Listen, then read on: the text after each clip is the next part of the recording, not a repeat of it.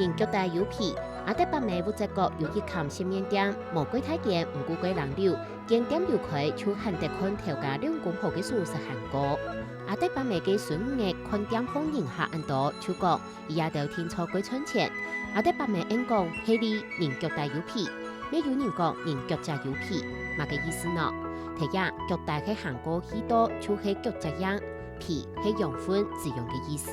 規句話簡單講就係多年來直接到對主人家聽錯會有較好，從講主人係什麼去治理天球鋪言直接批述，為無按到從嘅調位咩看唔敢去投資，有理無理皮料有嘅錢上到位，屬實咩較好，安尼就係人腳大有皮。開店做生意，門面창리請那嘅收益如何，自然人客就會來交關。人客多做卡有生意，錢源唔到啲嘢，未稍稍落退，也咩係人腳大有皮。有比論講，開國嘅蔬菜本單就卡無資源，唔係路唔大太條，春日唔利片，就係也好磨嘅好磨。那日用那嘅大量人物去嘅行基準，係形成100錢來歸山一定問題。那個大量人物唔單止留下腳這樣，還帶來成果，也有咩係人腳大有皮。